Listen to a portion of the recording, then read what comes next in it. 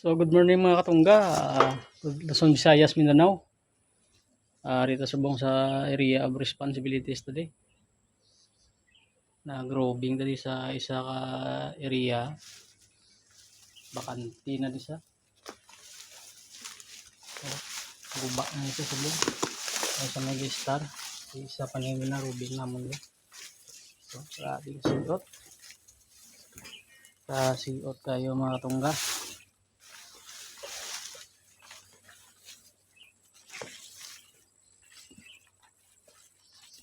Para lang disa kung may ara taho nga ulamon sa San Carlos. Ay mga kwarto kay ko. May mga hilamon na sulod, balagon.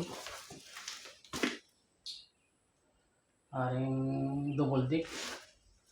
Nakahoy pero wala pa ni mama. Pinabran na way matapos.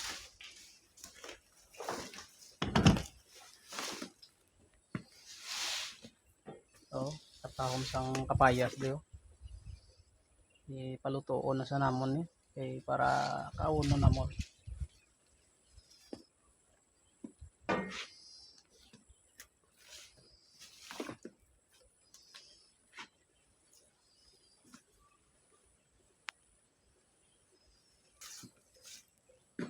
Ari pang piyak na kwarto.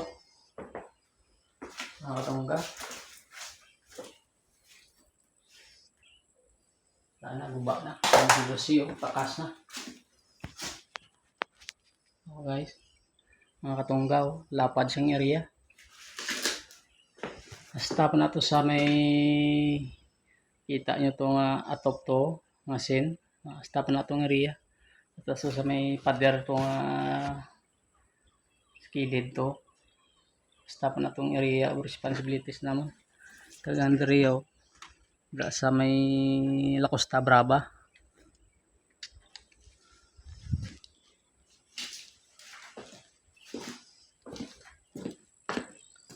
Bali tatlon siya kwarto, apat ka kwarto guys, mga katungga. Apat isang kwarto. Haring isaw. Ari ano na. Kadamo na sang sagbot. Sulod ng mga balagon.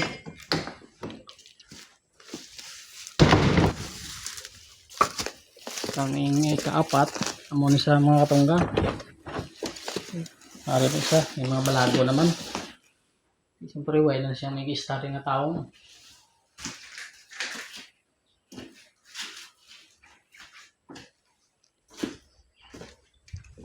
Sa area nga gina-roving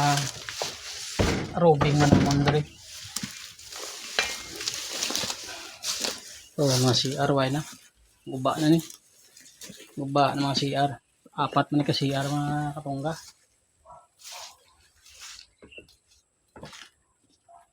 Munang duwa dio CR. Kag isa ka tangke. Yung may motor ni sa di para sa tangke, yung kuha kay basi wala kawaton mga katungga. Para may bomba na siya. Magamit na siya ng bomba. Oh. Muna siyang una di ang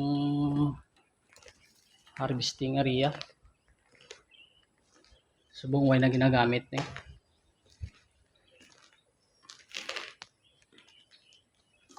Kaya mga tumba.